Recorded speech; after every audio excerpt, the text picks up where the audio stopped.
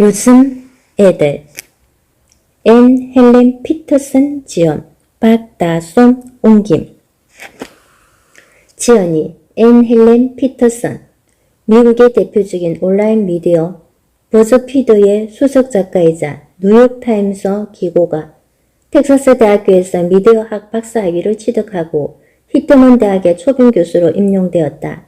현재 뉴스레이터 컬처 스터디를 직접 발행하고 있으며 전공 분야인 대중문화뿐만 아니라 코로나19, 확자금 부채, 아메리카 원주민 투표, 의료보험, 하비 와인스타인 성추문 등 폭넓은 주제를 다루고 있다. 2019년에 쓴 밀레니얼은 어떻게 번아웃 세대가 되었는가란 제목의 컬럼이 700만 조회수를 기록하며 미국 사회에서 큰 주목을 받았다.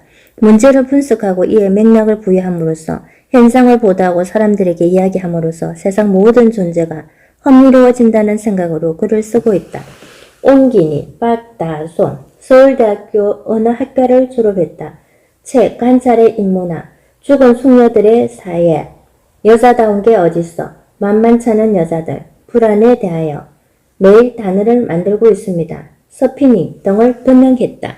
추천의 말 요즘 애들이라는 말을 들으면 사람들은 아마 본능적으로 애들이라는 단어에 꽂힐 것이다. 하지만 이 책은 애들이 아니라 요즘의 방점을 짚는다. 저자는 특정 세대의 싸움을 부추기거나 갈등의 틈바구니에서 이득을 깨고자 이 글을 쓴 게 아니다. 요즘 세상에 번아웃을 만들어낸 구조적이고도 복합적인 문제에 집중해 이를 심층적으로 분석한다. 그것이 바로 요즘 애들이 미국의 밀레니얼 이야기를 다루고 있음에도 만약 딴 나라 이야기처럼 느껴지지 않는 이유다.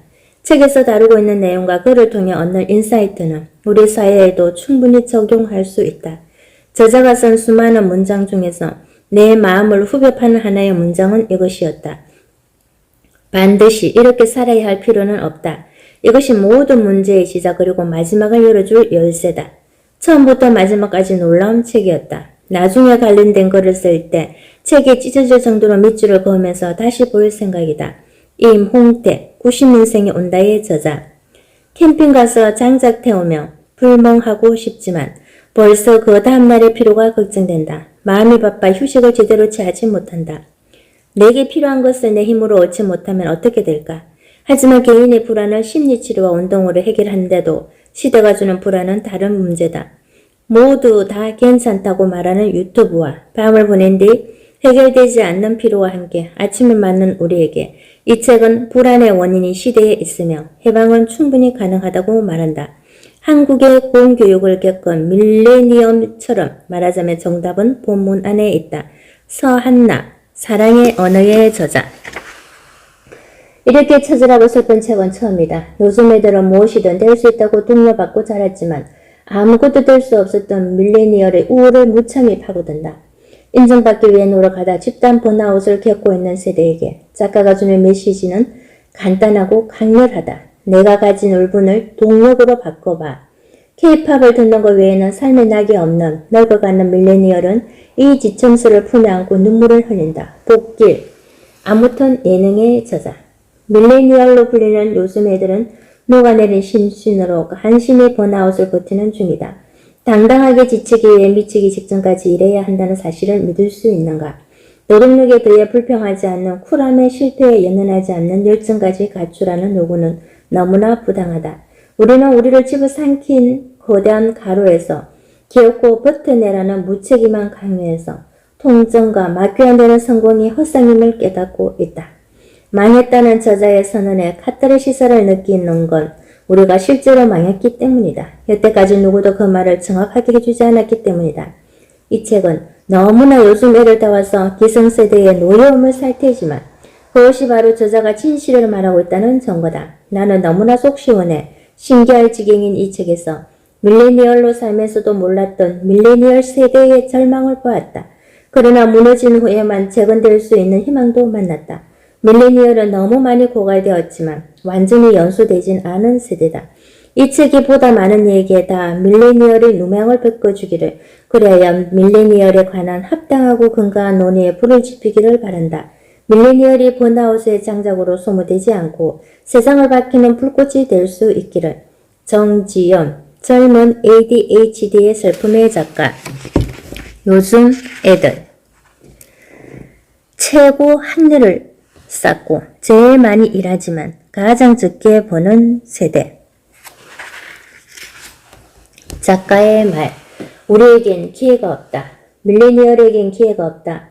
코로나 바이러스 감염증 19 이하 코로나19의 유행으로 광범위한 격리가 시작된 지 몇 주가 지난 시점. 저널리스트 에미리 라우리에가 쓴 사설의 제목이다.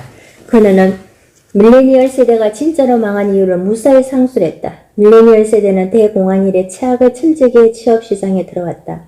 빚을 짐을 진 채 재산을 모을 수 없는 상태로 급여가 낮고 발전 가능성도 없는 일자리에서 옴짝달싹 할 수 없게 되었다.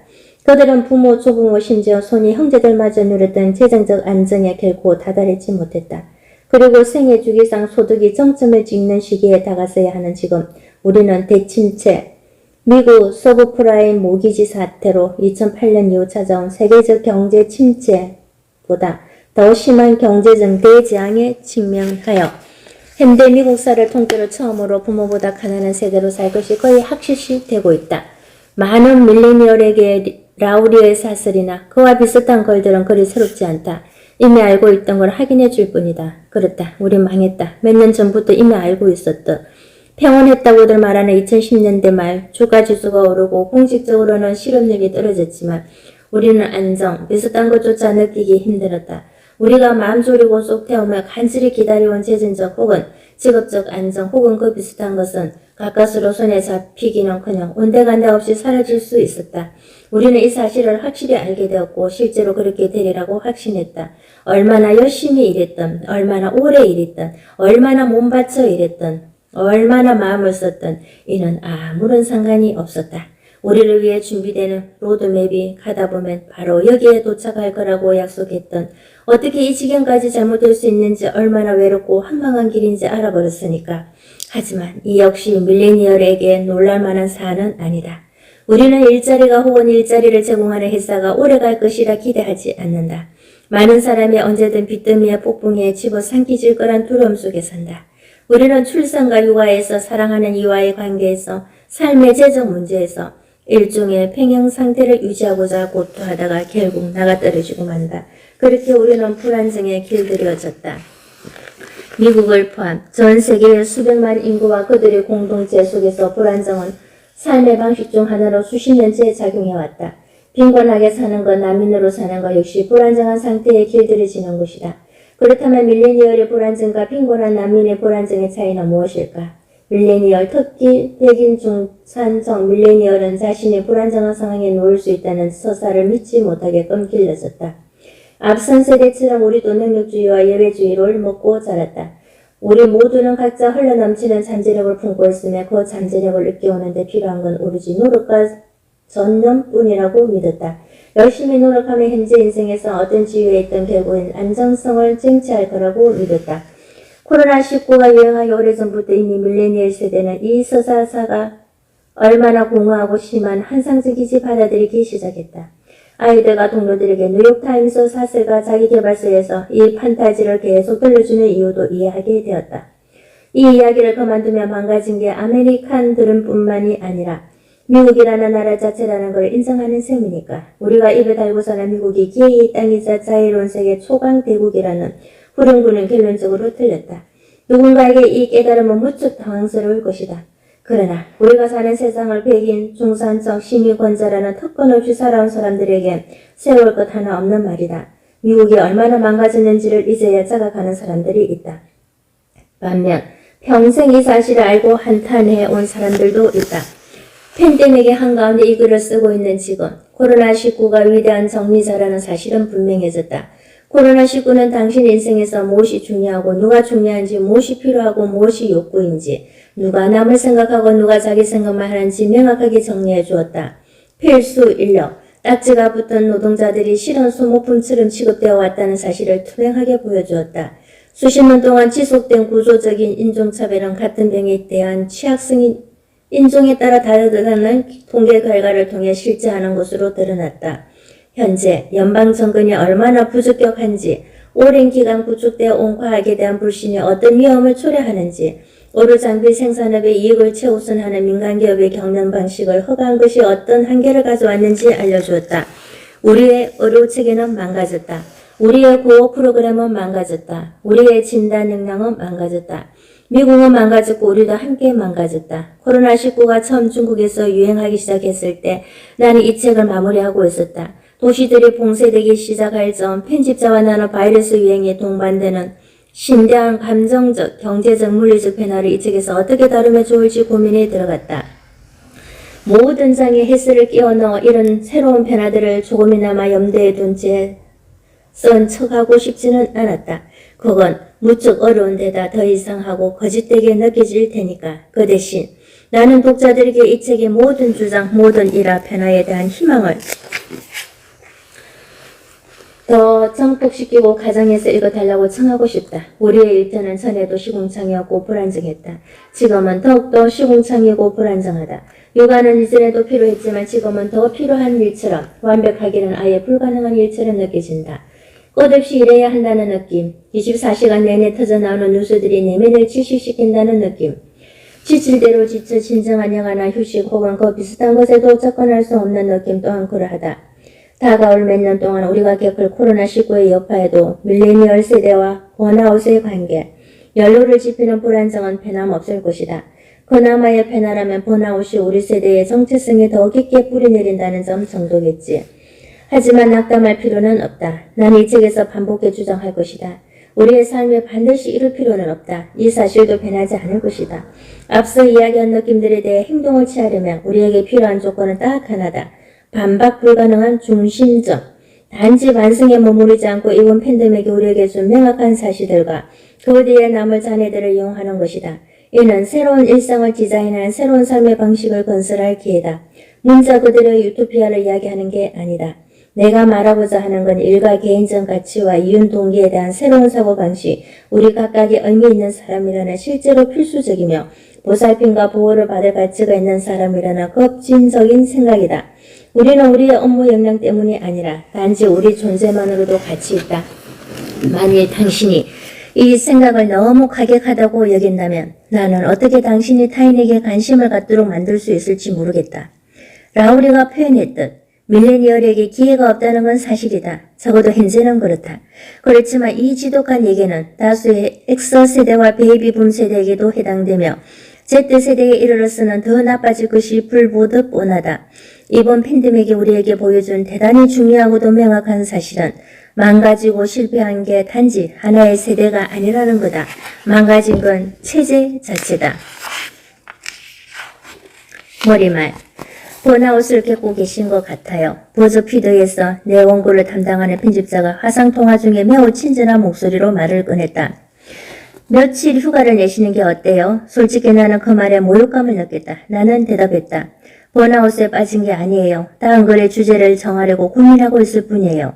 기억이 닿는 한 나는 거의 쉼없이 일해왔다. 대학원생으로 시작해 교수를 거쳐 저널리스트로서 2016년과 2017년 내내 미국 내 정치 후보자들을 따라다니며 기사거리를 찾았고 어떤 날들은 하루에 수천 단어를 썼다.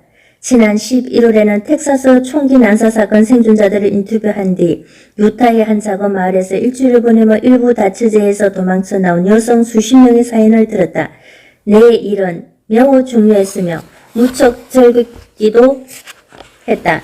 제대로 된 휴식을 갖는 일이 힘들게 느껴졌던 이유다. 게다가 선거가 끝나고 조금 쉬지 않았던가 그때 재충전이 되었을 것이다. 하지만 편집자들과 이야기할 때마다 눈물을 참느라 애써야 한다는 사실은 그거야 내 일과는 아무 상관없었다. 그럼에도 나는 추수감사절 직전에 며칠 휴가를 내겠다는 내 다짐을 굳혔다. 그러나 그 휴가 기간에 내가 뭘 했는지 아는가? 책 제안서를 쓰려고 시도했다. 지금 이 책을 위한 건 아니었지만 훨씬 못난 상태에 억지로 쓴 제안서였다. 당연히 기분은 나아지지 않았다. 일을 더한 셈이었으니까. 하지만 그 당시에 나는 사실상 아무것도 느끼지 못하는 상태였다. 수면은 도움이 되지 않았고 운동도 마찬가지였다. 마사지와 얼굴 관리도 받았는데 나쁘진 않았지만 효과는 놀라울 정도로 잠깐이었다. 독서는 얼마간 도움이 되었지만 가장 흥미가 당기는 책들은 정치와 관련된 것이어서 애당초 나를 필요하게 만든 근원으로 돌아가게 만들었다. 내가 느끼는 감정 중에 새로운 건 단 하나도 없었다. 그게 벌써 몇 달째였다. 자러 가야겠다는 맘만 먹어도 책임감 있는 어른이 소파에서 일어나 침대로 가기 위해 밟아야 할 단계들이 떠올랐다. 휴가는 아무런 감명이 없었다. 좀 더 정확히 말하자면 해야 할 일, 목록에서 해치워야 하는 또 하나의 일거리로 느껴졌을 뿐이다. 친구들과의 만남을 아주 끓이는 동시에 갈망했지만 뉴욕에서 몬태나로 옮겨온 뒤엔 시간을 들여 새 친구를 만드는 일 자체를 거부했다. 나는 무감각해지고 둔감해졌으며 모든 것이 밋밋하게 느껴졌다. 그때를 돌이켜보면 나는 100% 번아웃이었다. 어이없지만 자각하지 못했다. 그때 내가 느낀 감정은 그동안 번아웃의 간에 들어온 설명이나 묘사와는 달랐으니까. 극적인 연소도 붕괴도 해변이나 외딴 오두막에서의 회복도 없었다. 나는 번아웃이 감기처럼 걸렸다가 낫는 거라고 생각했다. 그게 내가 번아웃 상태라는 걸 까맣게 몰랐던 이유다. 나는 몇 달째 잉글불 상태로 연기를 피우고 있었다. 편집자에게 번아웃 상태가 아니라는 말을 듣고 나는 뜨끔했다. 다른 A유행 가행 성취자들처럼 사람을 A유행, B유행으로 분류하는 성격 유행론에서 A유행은 경쟁심이 강하고 야심찬 일 중독자의 전형적 성격에 해당한다. 나는 벽에 부딪히지 않았다. 벽이 나오면 돌아서 갔다. 번아웃은 내가 지금껏 내 업무 능력과 저널리스트로서의 정체성에 대해 이해해온 모든 것과 정반대였다. 내 상태를 번아웃이라고 명명하는 건 거부하더라도 내 안에 무언가가 망가졌다는 것은 부정할 수 없었다. 내 할 일 목록, 특히 아래에 적은 일들은 새로운 한 주가 시작할 때마다 몇 번이고 재활용되었다. 나의 조그맣고 깔끔한 죄책감 덩어리들, 그중 진짜로 반드시 해야만 하는 일은 없었다. 대체로 일상을 잘 유지하는 데 필요한 단조로운 자비들에 불과했으니까. 그렇지만 아무리 애를 써도 나는 부엌칼을 갈거나 제일 좋아하는 부처의 굽을 교체하거나 내 발령견을 지자체에 등록하기 위한 서류 작업 같은 것들을 해낼 수 없었다. 내 방 구석에는 친구에게 보내려고 구입한 선물이 몇 달째 방치되어 있었고 조리대에나 반납하며 푼돈을 돌려받을 수 있는 콘택트 렌즈가 놓여 있었다. 품이 많이 들고 만족감은 적은 이런 자비들이 전부 해결 불가능한 일처럼 느껴졌다. 내가 알기로는 이처럼 해야 할 일 목록에 저항하고 있는 건 나뿐만이 아니었다. 온라인에는 투표 등록하는 법을 알아보거나 보험 접수를 하거나 온라인에게 구매하는 의료를 반품할 수 없는 사람들의 이야기가 수두룩했다. 글로 쓸만한 소재를 찾지 못하면 내가 우스갯소리로 할 일 마비라고 이름 붙인 것들을 간에 쓸 수 있겠다 싶다. 나는 일단 어마어마한 양의 글들을 분류하는 작업부터 시작했다.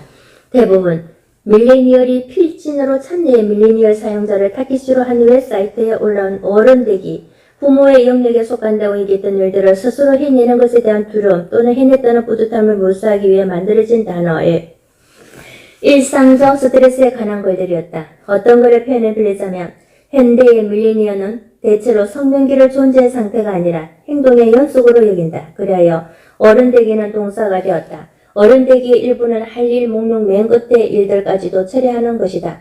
아무리 힘들더라도 글들을 읽어나가다 보니 어른되기에 속하는 일은 사실상 세 가지 유형으로 나뉘는 듯했다. 1. 처음 해보는 것이라 짜증나는 유형.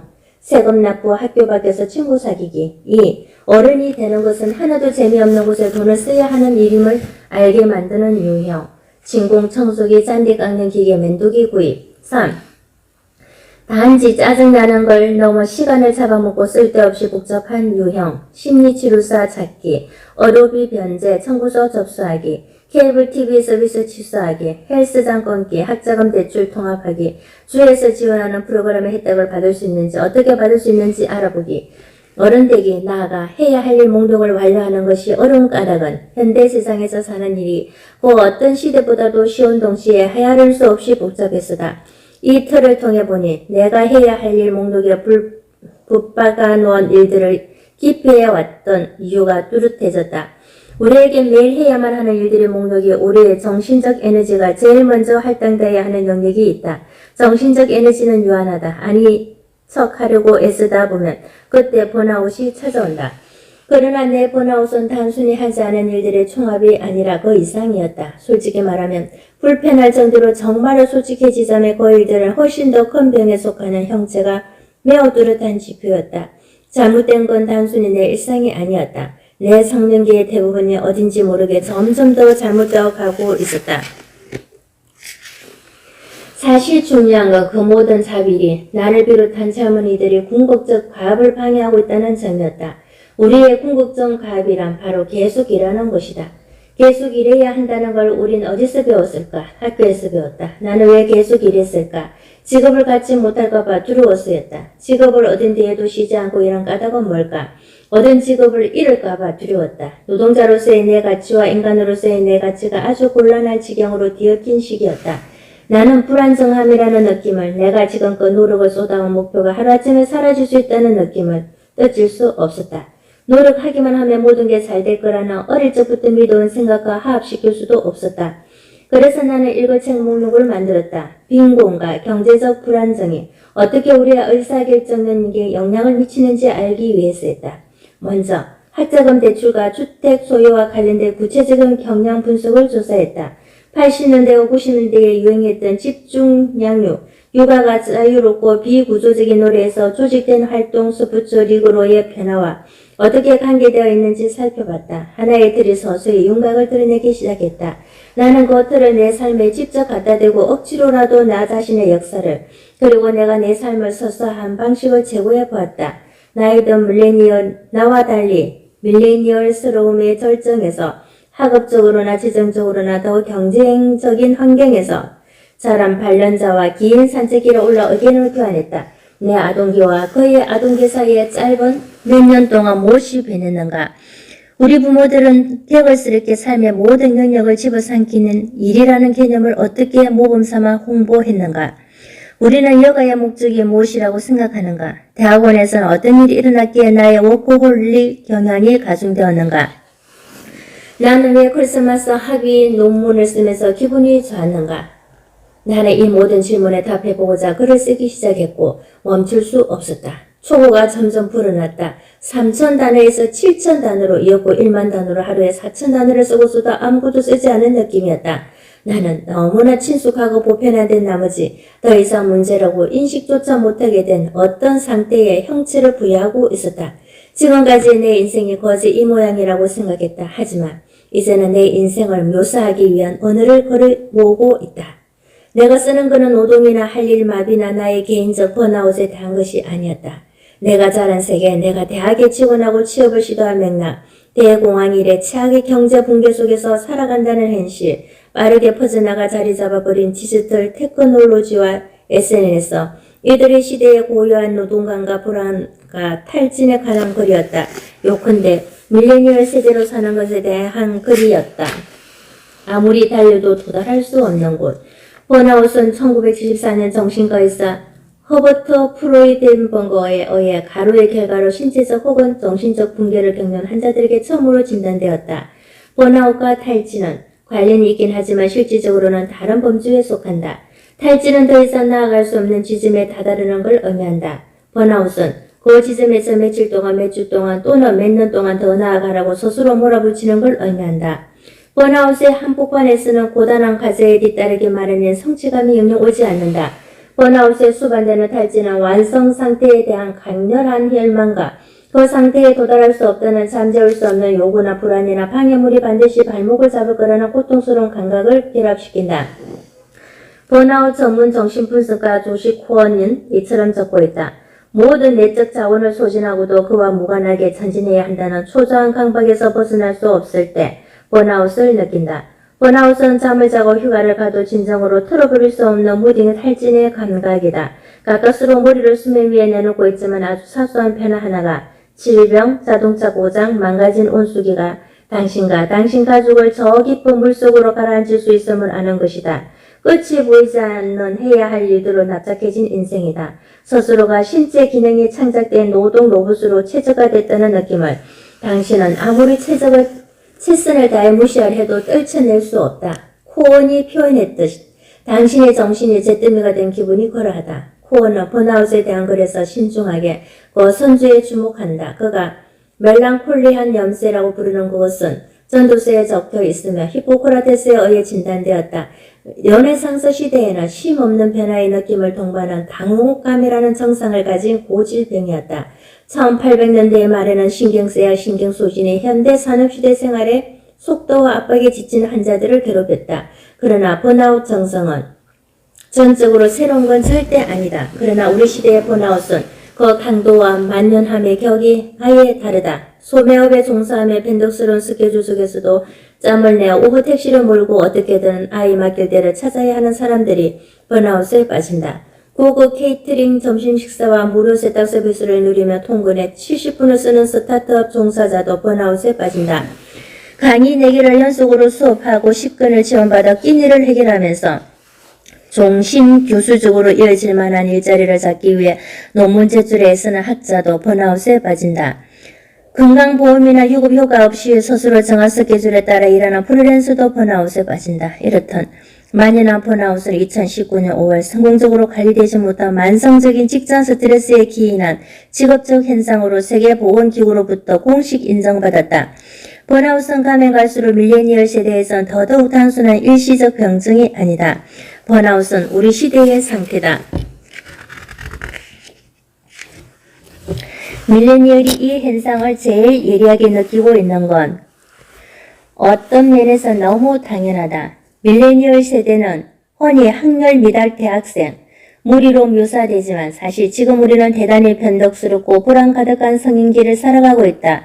퓨 리서치 센터에 의하면 1990년생인 최연소 밀레니얼은 2021년에 25세가 1981년생인 최연장 밀레니얼은 40세가 된다. 인구 추계에 따르면 현재 미국에서 밀레니얼은 인구 7,300만 명으로 최다수를 차지하는 세대다.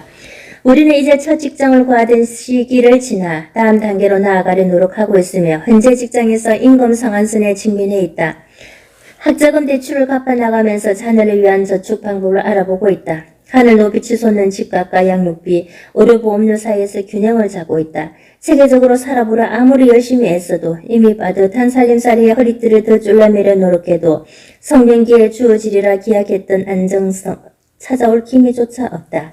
우리 세대의 밀레니얼이라는 딱지가 붙어지기 전까지 S세대 이후 태어난 수백만 명에게 이름을 붙여보려는 여러 시도가 있었다.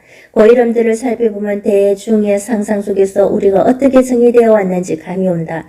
우리가 자기 중심성을 콕 집어 꼬집는 나 세대가 있었고 우리 부모의 대다수가 미국사를 통틀어 최대 다수인 그리고 가장 영향력 있는 베이비붐 세대에 속한다는 사실에 착안한 에코 부모도 있었다. 밀레니얼이라는 이름은 그리고 지금까지도 이 이름에 결부된 불안의 대부분은 2000년대 중반 우리 세대의 첫 타자들이 노동인구로 진입하고 있던 시기에 등장했다. 우리는 기대치가 너무 높다고 반면 직업윤리 수준은 바닥이라고 꾸짖음을 받았다. 우리는 온실 속 화초였고 순진에 빠진 데다가 세상이 어떻게 돌아가는지 배우지 못했다. 이는 우리 세대에 대해 굳어진 합의들로 우리가 대침체를 어떻게 맞서고 견뎠는지, 우리가 얼마나 많은 학자금 부채를 따안고 있는지, 성년기의 수많은 이정표가 우리에게 얼마나 도달 불가능한 것이 되었는지에 대해서는 고려하지 않는다. 아이러니하게도 밀레니얼 세대의 가장 잘 알려진 특징은 우리가 경주에서 아무리 형편없이 뛰었더라도 모든 참가자에게 메달이 주어져야 한다고 믿는다는 거다. 우리 세대는 모두가 각각 독특하고 어떤 식으로든 가치 있는 사람이라는 생각을 떨치려 애쓴다. 그러나 대부분의 밀레니얼에게 성장기를 어떻게 보냈는지 물으면 자기 자신이 특별하다고 생각했다는 대답보다는 세상에서 가장 중요한 것이 성공이라 배웠다는 대답이 더 많이 돌아올 것이다. 대학에 입학하려고 노력하고 대학에서 노력하고 직장에서도 노력하고 그러면 성공한다는 생각, 동틀 때부터 해질녘까지 밭을 일구는 직업윤리와는 다르지만 이 생각이 우리의 직업윤리가 아니라고는 할 수 없다. 그럼에도 밀레니얼 세대에 대한 평판은 그대로다. 평판이 쉽사리 바뀌지 않은 이유 중 하나는 오래전부터 싹도는 80, 90년대 육아 간섭에 대한 불안의 결과로 볼 수 있다. 베이비붐 세대가 우리를 양육한 방식에 대해 속으로 가지고 있던 일만의 죄책감을 세대 전체에 대한 비판으로 변환시킨 것이다. 하지만 또 다른 이유는 밀레니얼 다수가 실제로 높은 기대치를 가지고 있으며 세상의 순리에 대해 모순된 사고를 갖고 있다는 사실이다. 이런 기대와 사고는 우리를 둘러싼 부모, 교사, 친구들, 미디어의 복잡한 자기 광화적 계략치로부터 배우고 내면화한 것이다. 밀레니얼이 그동안 받아온 양육의 주된 메시지는 기만적이라고 느껴질 만큼 단순하다. 우리의 모든 길은 대학으로 행해야 하며 그것에 다다른 뒤 더 노력하면 아메리칸 드림을 이루게 된다는 것이다. 과거의 말뚝 울타리가 아닌 가족과 재정적 안정 그리고 행복 비슷한 것을 계실로 얻게 된다는 거다. 우리는 충분히 노력하면 자본주의와 능력주의로 대표되는 미국의 체제 안에서 승리할 수 있다고, 아니면 적어도 그 안에서 편하게 살아갈 수 있다고 믿으며 자랐다. 그러나 2010년대 말에 사건이 일어났다. 일에 치여 살다가 문득 고개를 들어보니 체제 자체가 망가진 상황에선 승리할 방도가 없다는 걸 깨달았다. 우리는 대공황 이래 처음으로 다수가 부모보다 못 살게 되는 세대다. 모두에게 영향을 미쳤던 계층 상황 이동의 경향이 우리의 생애 주기상 경제적으로 가장 중요한 시기에 하필 제자리로 돌아갔다. 우리는 평생 우리의 재정생활을 위축시켜온 학자금 대출에, 채무자 등 대략 37,000달러로 추산되는 부채에 빠져 허우적대고 있다. 우리 중 점점 더 많은 사람이 치열하고 선망받는 꿈의 일자리를 찾아 미국에서 가장 비싼 동네로 이사한다. 우리는 이전의 노동 인구보다 훨씬 적은 금액을 저축하고 17배 훨씬 많은 부분을 육아와 월세, 운 좋게 계약금을 마련한 경우 줄대 융자 상환에 쓰고 있다. 우리 중 가장 가난한 이들은 더욱 가난해지고 있으며 중산층은 자리를 지키느라 애맨걸맨하고 있다. 지금까지의 이야기는 우리가 처한 상황 중 재정적인 부분만 살짝 다뤘을 뿐이다. 여기에 대해 우리는 더 불안하고 더 우울하다. 스마트폰을 들여다보는 것 대신 독서를 더 하고 싶지만 너무 지쳐서 멍하니 화면을 스크롤할 에너지밖에 남아있지 않다. 혹시 몰라 들어놓은 보험이 있다 해도 별로 좋지 않을 공산이 크며 은퇴 계획은 아예 없는 거나 다름없다. 이에 우리 부모들은 재정뿐만 아니라 다른 면에서도 우리의 도움을 점점 더 필요로 하는 나이에 가까워지고 있다. 모든 일이 잘 돌아가게 만들 유일한 방법은 집요하게 초점을 맞추고 사는 것, 멈춰서서 쉬지 않는 것이다. 그러나 언젠가는 어딘가에 구멍이 뚫린다.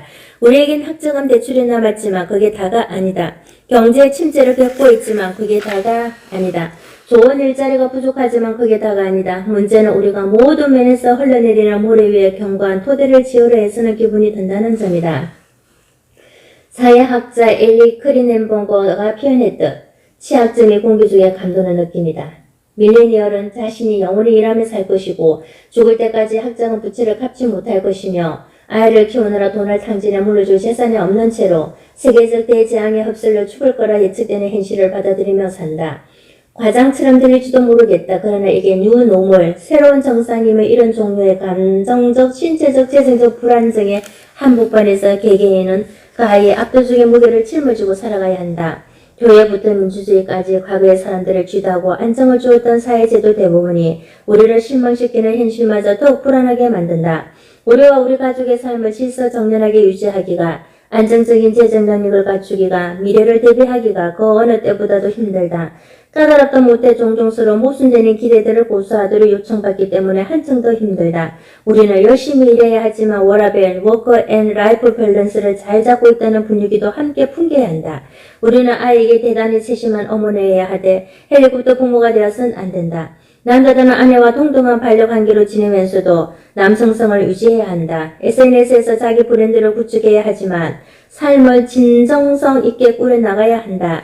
숨가쁘게 터져 나오는 뉴스들을 시시각각 알고 의견을 표해야 하지만 뉴스에서 다루는 현실에 앞서 말한 해야 하는 일 중 하나라도 저해하게끔 놔두어서는 안 된다. 우리는 사회적 지원이나 안정망을 거의 누리지 못하는 상태에서 이 일을 전부 해내려고 아등바등한다. 그래서 밀레니얼 세대는 번아웃 세대가 된다. 다른 세대 사람들도 틀림없이 번아웃에 빠진 적이 있을 것이다. 번아웃은 현대 자본주의 사회를 살아가는 사람들이 겪는 증상 중 하나이니까 사실 다른 세대와 비교할 때 우리의 역경은 무색해진다. 우리는 대공황이나 세계대전에 수반된 비극적인 인명 손실을 견딘 적이 없다. 과학의 진보와 현대의학은 여러 방식으로 우리 삶의 기준을 높여주었다. 그럼에도 우리가 겪은 재정적 재난은 분명 우리 삶의 경제적 궤적을 어렵게 바꿔놓았다. 우리 세대의 전쟁은 대전이 아니라 정부에 대한 신뢰를 차차 고갈시키는 대단히 인기 없고 끝이 보이지 않는 전쟁으로 군 입대가 안정으로 향하는 유일한 길인 이들이 참전한다. 기후변화 문제도 있지만 여기엔 하나의 세대, 아니 하나의 국가가 홀로 해결하는 게 불가능할 정도로 광범위한 체제 정비와 전 지구적 노력이 필요하다. 현대사회로부터 경이라고 불러 마땅한 것들을 선사받았음에도 우리에겐 잠재력이 막혀버렸다는 분위기가 널려 퍼져 있다. 그럼에도 우리는 고투한다. 다른 방법을 모르니까. 밀레니얼에게 번아웃은 밑바탕이다. 우리가 어떤 사람으로 길러졌는지, 우리가 세상과 어떻게 상호작용했고 세상을 어떻게 생각하는지 그 세상에서 우리가 어떤 일상을 살아가는지 가장 잘 묘사하는 말은 번아웃이다. 번아웃은 우리를 둘러싼 기온과도 같다. 번아웃은 고립된 경험이 아니다. 온라인에서 700만 명 이상의 독자에게 읽힌 밀레니얼 번아웃에 대한 내 글은 사적인 이야기로부터 출발했다. 하지만 확장을 통해 한 세대의 경험을 막내하려는 의도도 있었다. 반응을 살펴보니 몇 가지 중요한 방식으로 목표를 달성한 듯했다. 어떤 여자는 내게 명문대 대학원에서 도저히 버티지 못해 자퇴하고 작년 한 해는 개 사육장에서 똥을 푸고 청소를 하며 보냈다고 말했다. 엘라베마의 한 초등학교 교사는 점점 줄어드는 자원을 걸어모아 온갖 일을 해낸다는 이유로 성인 소리를 듣는다고 말했다. 두 아이를 둔 어머니는 내게 이렇게 말했다. 최근 저는 심리치료사에게 저 자신은 목 아래로는 존재하지 않는 걸어다니는 스케줄로 갔다고 묘사했습니다. 페이지를 꽉 채워 열변을 토하는 수천 통의 이메일이 도착했다. 하루하루 지날수록 더 많은 메일이 쌓여갔다. 그때 나는 지금까지 우리가 대체로 말할 수 없었던 뭔가를 콕 집어 말했다는 사실을 깨달았다. 우리 세대에겐 공통된 어이가 없었다. 그래서 우리 세대 바깥 사람들에게 지금 우리에게 벌어지고 있는 일들을 상세히 표현하는 게 어려웠던 거다. 하지만 이제 시작이다. 여러분이 앞으로 읽을 이 책은 광범위한 학술적, 역사적 연구와 이를 토대로 만든 설문에 돌아온 3,000개 이상의 답변과 셀 수 없이 많은 인터뷰를 통해 내 사적인 이야기를 확장하고 상술하려는 시도의 결과물이다. 현재 우리가 살아가는 방식을 이해하려면 우리 유년기를 빚은 경제적, 문화적 힘으로 우리 부모가 우리를 키울 때 직면했던 압박들을 깊이 들여다봐야 한다. 그래서 그 부분을 검토할 것이다. 노동이 조직되고 가치가 매겨지는 방식에 어떤 큰 변화가 있었는지, 지급과 재정 면에서의 리스크가 회사와 직원들 사이에 어떻게 분배되어 있는지 검토할 것이다. SNS가 왜 이렇게 필요한 존재가 됐는가? 여가와 휴식은 어쩌다 사라졌는지, 육아가 어쩌다 기쁨이 가득하나 재미는 없는 일이 되었는지, 현대 육아의 역사를 다룬 제니퍼 시녀의 책 부모는 산다는 것을 염두에 둔 것, 우리에게 일터가 어쩌다 이렇게 시궁창이 되었는지, 왜 여전히 시궁창인지 탐구할 것이다. 이 책은 저자 개인의 번아웃 경험을 바탕으로 하되 번아웃이라는 느낌에 대한 이해를 지금껏 당연하게 읽어온 부르주아 계급의 경험 너머로까지 확장하려 했다. 지금껏 밀레니얼이라는 단어의 전형적인 쓰임은 높은 기대치와 게으름, 냅킨이나 결혼반지 같은 산업 하나를 파괴하는 경향. 밀레니얼 세대의 소비 경향 분석을 살펴보면 그들은 냅킨보다 더 다용도로 쓸 수 있는 페이퍼 타월을 선호하며 결혼을 덜하고 결혼을 하더라도 결혼 반지를 비교적 사지 않는 편이다. 이에 대해 말할 때 이 단어의 쓰임은 밀레니얼 세대 인구 중 특정 하위 집단에 거해 언제나 중산적이며 백인인 하위 집단의 행동을 묘사하기 위함이었다. 사실 이는 수백만 밀레니얼의 현실과 완전히 동떨어져 있다. 2018년 미국에 거주하는 밀레니얼 7,300만 명 가운데 21%가 히스패닉으로 정체화한다. 25%는 가정에서 영어가 아닌 언어를 사용한다. 밀레니얼 중 대학 학위를 가진 비율은 39%에 불과하다. 번아웃이 밀레니얼을 정의하는 경험이 되었다고 해서 모든 밀레니얼의 번아웃 경험이 동일하다는 뜻은 아니다. 중산적 백인의 신문을 읽으며 필요를 느낀다면 미국자로서 세상을 헤쳐나가는 사람은 무엇을 견디고 있겠는가? 직장 내 암묵적 성차별에 대해 대처하는 게 지긋지긋하다면 여기에 더해 별로 암묵적이지 않은 인종차별까지 겪어야 하는 사람은 어떻겠는가?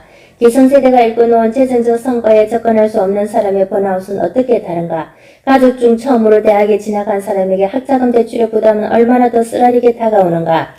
중산적 백인 밀레니엄의 경험 위주에서 벗어나 밀레니얼 전체의 경험으로 확장하는 것이 내 프로젝트의 핵심이다. 이는 현재 진행형이다. 시인 티아나 클라크가 내 온라인 기교문에 답하여 쓴 문장이 작품머리에 맴돈다. 번아웃은 시대와 사회 동향을 막론하고 지난 수백 년 동안 이 나라 흑인들의 꾸준한 상태였다.